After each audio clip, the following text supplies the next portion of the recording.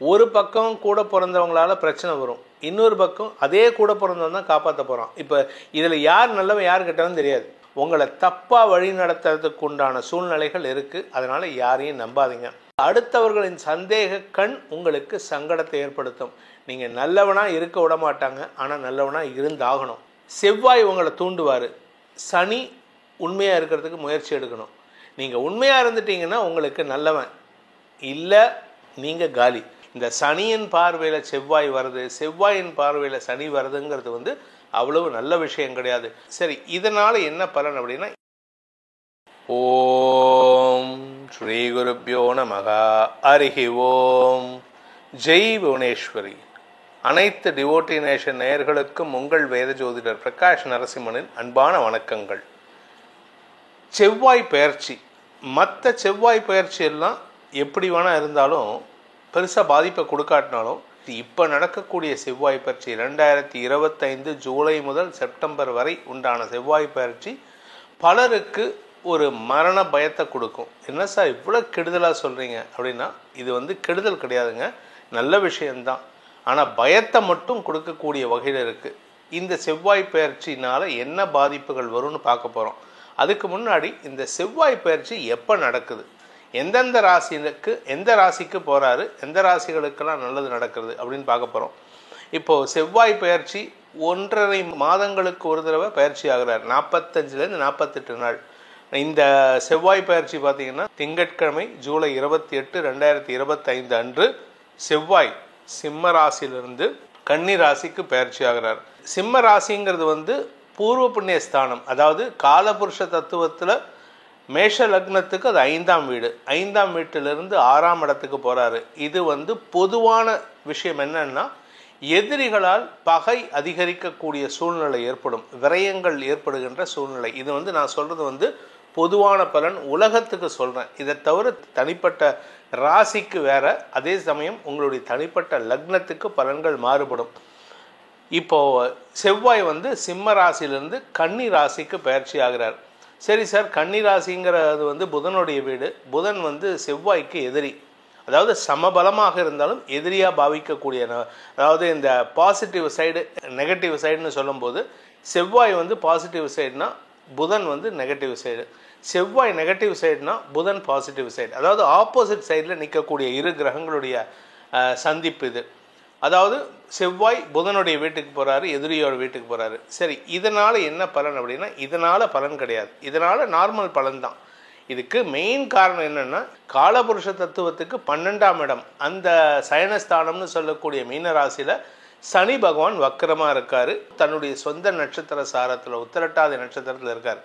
அவருடைய நேர் பார்வையில் இந்த செவ்வாயும் சனியும் சமசப்தமமாக இருக்காங்க. இந்த சனியும் செவ்வாயும் இருக்கிறதுங்கிறது 2 ஈக்குவலண்ட் எதிரிகள். சேரனும் சோழனும் நேருக்கு நேராக சந்திக்கிற மாதிரி, இல்லை பாண்டியனும் சோழனும் நேருக்கு நேராக சந்திக்கிற மாதிரி, 2 ஈக்குவலண்ட் ஆர்மிஸ் எதிரில் சந்திக்கிற மாதிரி. இதில் சனி பெட்ரோல் ஊற்றக்கூடிய கிரகம், செவ்வாய் நெருப்பை பொழியக்கூடிய கிரகம். அதனால் இது ரெண்டும் பார்த்துக்கிறது அவ்வளோ நல்ல விஷயம் கிடையாது. இதனுடைய தாக்கம் என்னவா இருக்கும் அப்படின்னு பார்த்தீங்கன்னா, கடந்த சில மாதங்கள் மே மாதத்துலேருந்தே பார்த்தீங்கன்னா ஃப்ளைட் ஏர் கிராஷ் ஆக்சிடென்ட்ஸ் நடக்கும், ட்ரெயின் ஆக்சிடென்ட்ஸ் நடக்கும், குழந்தைகளுக்கு பாதிப்புகளை தரக்கூடிய. இதில் 2025 இந்த விஸ்வாவசு வருஷத்தினுடைய வருஷ பரப்பு பஞ்சாங்க படனம் நம்ம வாசித்தோம். உள்ளகரத்தில் இருக்கக்கூடிய விஜய கணபதி கோயிலில் அதில் நம்ம சொல்லியிருக்கோம், குழந்தைகளுக்கு பாதிப்புகள் வரும்னு நம்ம சொல்லியிருக்கோம். அது பஞ்சாங்கத்தினுடைய பலன். அது மாதிரி தான் நிறைய குழந்தைகள் பாதிக்கப்படுகின்ற சூழ்நிலை இருக்குது. அதுவும் இப்போ வரக்கூடிய செவ்வாய் பயிற்சி பாதகத்தை தரக்கூடிய வகையில் தான் இருக்குது. அதே சமயம் இந்த செவ்வாய் பயிற்சி ஜூலை 28 நடக்கிறது. எத்தனை நாளைக்கு இருக்குது அப்படின்னா, ஜூலை 28லேருந்து செப்டம்பர் 13 வரைக்கும். செப்டம்பர் 13ஆம் தேதி அன்னைக்கு செவ்வாய் துலாம் ராசிக்கு பயிற்சி ஆகிறார். குருவின் பார்வையில் வந்துடுவார். இது வசதியை ஏற்படுத்தும், சந்தோஷத்தை ஏற்படுத்தும். ஆனால் செப்டம்பர் 13க்கு மேலே தான். அதுக்கு முன்னாடி அதில் ஒரு 13 நாள், ஆகஸ்டில் ஒரு 31 நாள், 44 நாட்கள், இதில் ஒரு 3 நாட்கள், 47 நாட்கள் இந்த செவ்வாய் பயிற்சியானது அதிக பாதிப்புகளை தரக்கூடிய வகையில் இருக்குது. யாருக்கெல்லாம் பாதிப்பு இருக்குங்கிறது ஒவ்வொரு ராசிக்கும் தனித்தனியாக நம்ம பார்க்க போகிறோம். அதில் பார்த்து தெரிஞ்சுக்கோங்க. ஆனால் பொதுவாக விஷயம் உலக அளவில் பார்த்தீங்கன்னா நெருப்பு சம்பந்தமான ஆக்சிடென்ட்ஸ் நிறைய நடக்கிறதுக்கு வாய்ப்பு இருக்குது. உயிர் சேதங்கள் ஏற்படுறதுக்கு வாய்ப்பு இருக்குது. இந்த சனியின் பார்வையில் செவ்வாய் வருது, செவ்வாயின் பார்வையில் சனி வருதுங்கிறது அவ்வளவு நல்ல விஷயம் கிடையாது. ஆரோக்கிய விஷயத்தில் நிறைய பேர்த்துக்கு தூக்கத்தை கெடுக்கிற மாதிரி இருக்கும். உங்கள் தூக்கத்தை கெடுத்து ஆரோக்கிய சம்பந்தமாக பயம் அதிகரிக்கிறதுக்கு வாய்ப்பு இருக்குது. அதனால் கொஞ்சம் கவனமாக இருந்துக்கோங்க. ஆரோக்கியத்துக்கு கொஞ்சம் சாதாரண வலி வந்தாலே உடனே டாக்டர்கிட்ட போய் பார்த்துக்கிறது நல்லது. ஆனால் இதனால் உயிர் சேதம் இருக்காது. ஆக்சிடென்ட்ஸ்னால தான் உயிர் சேதம் அதிகரிக்கிறதுக்கு வாய்ப்பு இருக்குது. ஸோ இந்த செவ்வாய் பயிற்சியானது தனிப்பட்ட உங்கள் ராசிக்கு எப்படி இருக்கும்னு இப்போ பார்க்க போகிறோம். கும்பராசி நண்பர்களுக்கான செவ்வாய் பயிற்சி பலன்கள். உங்களுக்கு தசமஸ்தானாதிபதி செவ்வாய், அவர் சனி பார்வையில், லக்னாதிபதி ராசிநாதன் பார்வையில் செவ்வாய் வர்றது நல்லதா கெட்டதா அப்படின்னா, உங்களுக்கு வெற்றிகள் கிடைக்கும் சூழ்நிலை இருக்குது. ஆனால் அதே சமயம் தேவையில்லாத சில வம்பு வழக்குகளில் சிக்கக்கூடிய வாய்ப்பை அந்த செவ்வாய் ஏற்படுத்துகிறாரு. அதுவும் குறிப்பாக பார்த்தீங்கன்னா அஷ்டமஸ்தானத்தில், எதிரி ஸ்தானத்தில் போய் உக்கார்றாரு. எதிரியோட வீட்டில் செவ்வாய் எதிரி ஸ்தானத்தில் உங்களுக்கு எதிர 8ஆம் இடத்துல போய் உக்கார்றதுனால எதிரிகளால் உங்களுக்கு பாதிப்புகள் ஏற்படும்.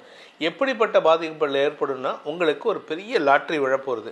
அந்த சமயத்தில் ஒரு எதிரி உங்களோட டிக்கெட்டே அவன் தான் சொல்லி அவன் வாங்கின்னு போயிடுவான், டூப்ளிகேட் டிக்கெட் வச்சு.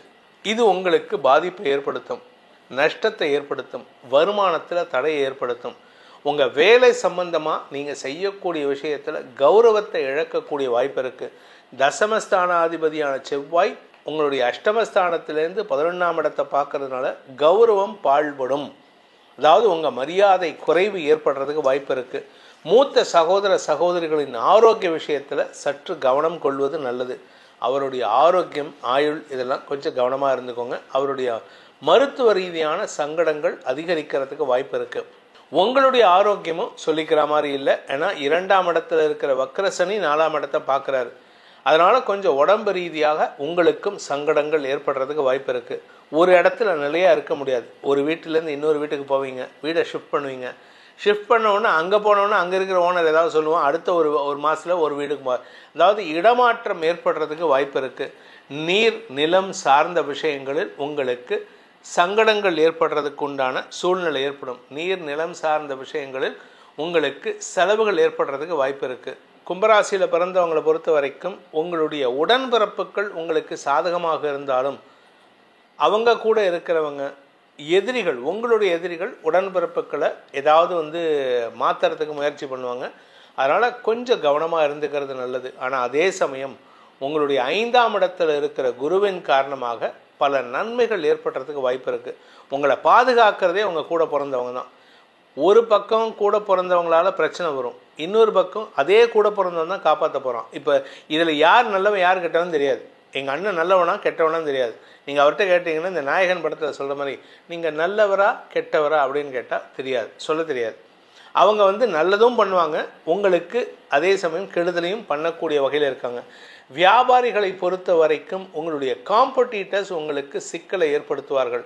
வியாபாரம் செழிப்பாக தான் இருக்குது, ஆனால் உங்களை competitors they will induce you. உங்களை எப்படி இன்டியூஸ் பண்ணுவாங்கன்னா, நீங்கள் இது பண்ணுங்கள் சார், அது பண்ணுங்கள் சார், இந்த இடத்துல ஆடு போடுங்க சார், இந்த இடத்துல ஒரு கடையை அடிஷ்னலாக போடுங்க சார், கடனையே ஜாஸ்தியாக இருக்குது சார், என்ன சார் பண்ணுறது? இல்லை சார், நீங்கள் கடன் வாங்கி போட்டிங்கன்னா ஜெயிக்கலாம் சார். உங்களை தப்பாக வழி நடத்துறதுக்கு உண்டான சூழ்நிலைகள் இருக்குது. அதனால் யாரையும் நம்பாதீங்க. குடும்பம் சார்ந்த விஷயங்களில் கணவன் மனைவி உறவில் வாக்குவாதங்கள் ஏற்படும். குறிப்பாக உங்களுடைய வாழ்க்கை துணை, நீங்கள் ஆணாக இருந்தால் உங்கள் மனைவி, நீங்கள் பெண்ணாக இருந்தால் உங்கள் கணவன், வார்த்தைகளில் ரொம்ப அசிங்கமாக பேசுவார், அவமானப்படுத்துகிற மாதிரி பேசுவார், தரம் தாழ்ந்து பேசுவார். அவங்கக்கிட்ட நீங்கள் பேசாமல் இருந்தாலும் பிரச்சனை தான், பேசினாலும் பிரச்சனை தான். இதில் 10ஆவதுக்கு வேலை செய்கிற இடத்துல கூட ஒர்க் பண்ணுறவங்களும் உங்களை பற்றி தப்பான அபிப்பிராயத்தை பரப்புறதுக்கு தயங்க மாட்டாங்க. அதாவது அந்த காலத்தில் ஒரு பழமொழி சொல்லுவாங்க, பனைமரத்துக்கு கீழே பாலை குடித்தாலும் தப்பு தான், கல்லை குடித்தாலும் தப்பு தான் அப்படின்ட்டு.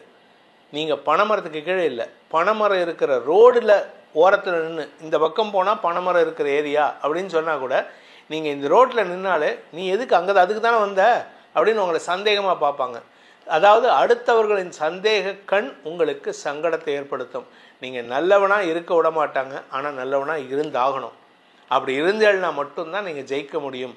நீங்கள் நேர்மையாக இருக்கணும். 2ஆம் இடத்துல சனி வக்கரமாக இருக்கார். தவறான வார்த்தை பிரயோகங்கள். ஏன்னா நீங்கள் சில விஷயம் உங்களுடைய எதிரிகள் எப்படி சொல்லுவாங்க, உங்களை வந்து பொய் சாட்சி சொல்லக்கூட தூண்டுவாங்க. சார் நீங்கள் சொல்லுங்கள் சார், தப்பு இல்லை சார், நீங்கள் உண்மையை கடைபிடிச்சிங்கன்னா எந்த சிக்கலும் வராது. இதில் வந்து சூட்சமே இதுதான். இந்த அஷ்டமஸ்தானத்தில் செவ்வாய், 2ஆம் இடத்துல சனி. செவ்வாய் உங்களை தூண்டுவார், சனி உண்மையாக இருக்கிறதுக்கு முயற்சி எடுக்கணும். நீங்கள் உண்மையாக இருந்துட்டீங்கன்னா உங்களுக்கு நல்லவன், இல்லை நீங்கள் காலி. அதனால் கவனமாக இருந்துக்கோங்க. இந்த ராசியில் பிறந்த பள்ளி கல்லூரி மாணவ மாணவிகள் உங்கள் கூட இருக்கிறவங்களால பிரச்சனை கிடையாது. ஆனால் உங்கள் உடம்பு ரீதியாக குடும்ப ரீதியாக தேவையில்லாத மன அழுத்தம் அதிகரிக்கும். அதே சமயம் இளம் வயது ஆண் பெண்கள் திருமணமாகி தம்பதிகளாக இருக்கக்கூடிய நபர்களுக்கு இந்த மாதத்தில் மருத்துவ ரீதியான உதவிகள் மூலமாக வம்ச விருத்தி ஏற்படுறதுக்கு வாய்ப்பு இருக்குது. ஸோ மொத்தத்தில் நல்ல விஷயம் கம்மியாக இருந்தாலும் கெட்டது ஜாஸ்தியாக இருந்தாலும் நீங்கள் எச்சரிக்கையாக இருக்கிறது நல்லது. இந்த கும்பராசியில் பிறந்தவங்க என்ன பரிகாரம் பண்ணால் எங்களுக்கு கெடுதல் வராது, வழக்குகளில் சிக்கல் வராது, எங்கள் பேரில் குற்றச்சாட்டு சுமக்காமல் இருக்கலாம் இப்படின்னு கேட்குறவங்களுக்கெல்லாம் நீங்கள் வணங்க வேண்டிய தெய்வம் அப்படின்னு கேட்டால் வீரபத்ரர். வீரபத்ரர், அகோர வீரபத்ரர்னு சொல்லுவாங்க. அப்படி இல்லை அப்படின்னா ஜடாமுனீஸ்வரர். அகோர வீரபத்ரர், ஜடாமுனீஸ்வரர், இந்த 2 தெய்வத்தில் 2 பேருமே உக்ர தெய்வம் தான். ஆனால் 2 பேருமே சிவனுடைய அம்சம். அந்த சிவனின் அம்சமான அகோர வீரபத்ரர் அல்லது ஜடாமுனீஸ்வரரை வணங்கி வாருங்கள். அவர்களின் உக்ரம் உங்களை காத்து தேவையில்லாத சிக்கலில் சிக்காமல் இருப்பதற்கு உதவிகரமாக இருக்கும். இந்த செவ்வாய் பெயர்ச்சியில் பாதிப்புகள் இருந்தாலும் சாதகமான பலன்களும் நிறைய ராசிக்கு இருக்குது. அதனால் உங்களுடைய தனிப்பட்ட ஜாதகத்துக்கு, ராசிக்கு பார்க்கக்கூடாது, ஜாதகத்துக்கு பார்க்கும்போது ராசிக்கு பார்க்கவே கூடாது, லக்னத்துக்கு தான் பார்க்கணும். ஏன்னா நிறைய பேர் ஃபோன் பண்ணி சார் நான் மீன ராசி எனக்கு எப்படி இருக்குன்னு சொல்லுவாங்க. ராசிக்கு பார்க்கக்கூடாதுங்க, உங்கள் லக்னம் என்னன்னு பார்த்து அந்த லக்னத்துக்கு இந்த செவ்வாய் பயிற்சியும் சனியின் பார்வையில் வரக்கூடிய செவ்வாய் என்ன பாதிப்புகளை ஏற்படுத்தும்னு தெரிஞ்சுக்கணும். அப்படி தெரிஞ்சுக்கணும்னு விருப்பப்படுறவங்க என்னுடைய வாட்ஸ்அப் நம்பரும் டைரக்ட் அப்பாயின்மெண்ட் நம்பரும் 2ம் கொடுத்துருக்கோம். சென்னையில் நான் இருக்கேன். சென்னையில் இருக்கிறவங்க நேரில் வந்து சந்திக்கிறதுக்கு அந்த நம்பரில் அப்பாயின்மெண்ட் ஃபிக்ஸ் பண்ணுங்கள். இல்லை நான் வெளியூரில் இருக்கேன், வெளிநாட்டில் இருக்கேன், எனக்கு வந்து வாட்ஸ்அப் மூலமாக, வீடியோ கால் மூலமாக, ஜூம் கால் மூலமாக எங்கூட தொடர்பு கொண்டு பேசணும், கிளாரிஃபிகேஷன் தெரியணும் அப்படின்னு நினைக்கிறவங்களுக்கு கீழே வாட்ஸ்அப் நம்பரும் கொடுத்துருக்கோம். அதில் நீங்கள் தொடர்பு கொண்டு டீட்டெயில்ஸ் பேசிக்கலாம். இதற்கு கட்டணம் உண்டு. நீங்கள் பிஸ்னஸ் பண்ணுறீங்களா, பிஸ்னஸ்ன்னு கிடையாது, எல்லாத்துக்குமே ஃப்ரீ சர்வீஸ் கூடாது. எதையுமே ஃப்ரீயாக கொடுத்தா அதுக்கு உண்டான மரியாதை கிடையாது. அதனால் கட்டணம் உண்டுன்னு சொன்னாலும் நீங்கள் சீப்பாக சொன்னீங்கன்ட்டு சில பேர் சொல்கிறாங்க. இல்லை, உங்களுக்கு தனிப்பட்ட ஜாதகத்தை தெரிந்து கொள்வதற்கு தொடர்பு கொண்டு பயனடையுங்கள். உங்கள் அனைவருக்கும் அனைத்து விதமான க்ஷேமங்களும் இந்த செவ்வாய் பெயர்ச்சி ஏற்படுத்த வேண்டும் எனும் அடியேனின் பிரார்த்தனையை சமர்ப்பித்து உங்கள் அனைவருக்கும் நல்வாழ்த்துக்களை தெரிவித்துக் கொண்டு உங்களிடமிருந்து விடைபெறுவது உங்கள் வேத ஜோதிடர் பிரகாஷ் நரசிம்மனின் அன்பான வணக்கங்களுடன். நன்றி, வணக்கம்.